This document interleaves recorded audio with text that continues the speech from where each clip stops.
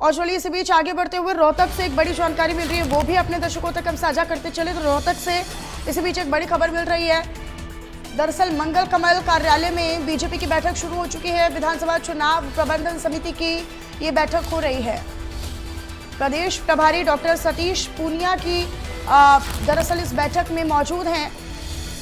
तो ये बड़ी जानकारी रोहतक से मंगल कमल कार्यालय में बीजेपी की बैठक अब शुरू हो चुकी है। विधानसभा चुनाव प्रबंधन समिति की ये बैठक हो रही है, जिसमें प्रदेश प्रभारी डॉक्टर सतीश पूनिया भी मौजूद हैं, शामिल हैं। प्रदेश संयोजक कुलदीप बिश्नोई भी इस बैठक में उपस्थित हैं, तो सह संयोजक भी मीटिंग में शामिल नजर आ रहे हैं। तो देखिए, चुनाव प्रभारी हो या प्रदेश प्रभारी हो, संयोजक हो, तमाम लोगों की मौजूदगी में ये बैठक जो है वो चल रही है। लिहाजा विधानसभा चुनाव 1 अक्टूबर को आयोजित होंगे।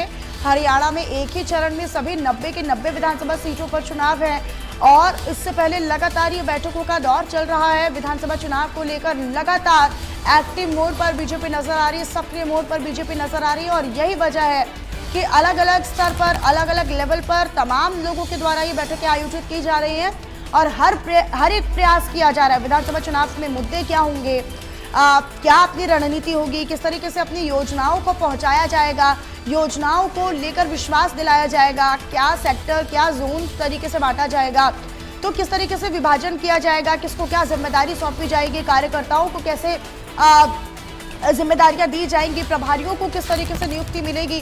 तो इन तमाम पहलुओं को लेकर भी लिहाजा एक एक कर ये हर स्तर पर बैठकें चल रही हैं और एक ग्राउंड लेवल से लेकर एक बड़े स्तर तक ये बैठक चल रही है।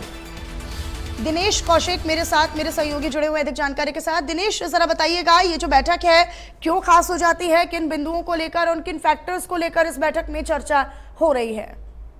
देखिए, जिस तरह से चुनाव आयोग ने अचानक से चुनाव की घोषणा की है, हरियाणा की खास तौर पर बात करें तो उसको लेकर सभी पार्टियों में भगदड़ मची हुई है। हालांकि सभी पार्टी ये कह रहे हैं कि वो चुनाव के लिए तैयार है, लेकिन बीजेपी जो है चुनाव के लिए हर संभव जो है प्रयास कर रही है और बैठक कर रही है। अचानक से चुनाव की घोषणा के बाद आज बीजेपी की ये पहली बैठक है। हालांकि 2 दिन पहले मुख्यमंत्री नायब सिंह सैनी रात को यहाँ पर पहुंचे थे। तो इस बैठक में जो है प्रदेश स्तरीय ये बैठक है और विधानसभा चुनाव को लेकर यहाँ पर तैयारियां दुरुस्त की जा रही है। इस बैठक में जो भाजपा के जो प्रभारी हैं सतीश पूनिया, वो यहाँ मौजूद है। इसके अलावा कुलदीप बिश्नोई है, सांसद कृष्णलाल पवार है, एडवोकेट वेदपाल है, प्रदेश संगठन महामंत्री मनिंदर नाथ शर्मा है और प्रदेश महामंत्री अर्चना गुप्ता भी यहाँ पर मौजूद है। तो कहीं ना कहीं जो विधानसभा की जो तैयारियां हैं, क्योंकि ये कयास लगाए जा रहे हैं कि 25 अगस्त से पहले जो है पहली जो सूची है वो प्रत्याशियों की वो बीजेपी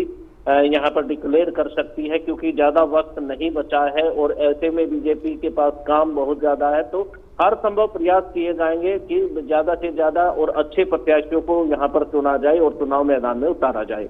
बिल्कुल। और देखिए दिनेश, ऐसे में बीजेपी के लिए कांग्रेस भी एक बहुत बड़ी चुनौती है, क्योंकि लोकसभा में जिस तरीके से प्रदर्शन एक मजबूत विपक्ष के तौर पर कांग्रेस करते नजर आई है प्रदेश में, लिहाजा विधानसभा चुनाव के लिए कांग्रेस भी पूरी तरीके से एक्टिव नजर आ रही है और इस लिहाज से तो चुनौतियां दोगुनी हो जाती है प्रदेश में बीजेपी के लिए। बिल्कुल, देखिए बीजेपी का 10 साल का कार्यकाल रहा है। बहुत सारे लोग खुश हुए हैं, बहुत सारे लोग नाराज हुए हैं। खास तौर पर हम कर्मचारियों की बात करें तो फिलहाल जो कर्मचारी है वो एक तबका सरकार से नाराज दिखाई दे रहा है, क्योंकि हर दिन प्रोटेस्ट यहाँ पर हो रहे थे। तो कहीं ना कहीं हर प्रकार की जो रणनीति है बीजेपी यहाँ बनाने की कोशिश कर रही है। कर्मचारियों को किस तरह से मनाया जाए और आम लोगों को किस तरह से जो है प्रेरित किया जाए ताकि वो वोट यहाँ पर देश के, और जो सीधा सीधा जो मुकाबला है अब की बार हरियाणा में कांग्रेस और बीजेपी के बीच में होने वाला है। क्योंकि हमने काफी लोगों से जगह जगह पर जाकर बातचीत की है, उनका यही कहना है कि वो इस बार वोट को खराब नहीं करने वाले हैं और जो सही प्रत्याशी है उसको ही वोट अपना देकर उसे सफल बनाएंगे। तो कहीं ना कहीं इस बार ये भी चर्चा है। कल हमने डॉक्टर कमल गुप्ता से बातचीत की थी, उन्होंने कहा जो पुराने जो मंत्री हैं या फिर जो विधायक हैं ज्यादातर उनको ही चुना जाएगा। तो कहीं ना कहीं ये इशारा भी यहाँ पर दिया गया है, लेकिन ये तो देखने वाले समय ही बताएगा कि नए प्रत्याशियों को, नए चेहरों को मौका मिलता है या फिर पुराने चेहरों पर ही बीजेपी। ठीक है दिनेश, क्योंकि देखिए अब समय काफी कम रह गया है और चुनौती बहुत बड़ी है, तो लिहाजा इसी बीच एक बैठक काफी महत्वपूर्ण हो जाती है। दिनेश, बहुत शुक्रिया आपका जानकारी साझा करने के लिए।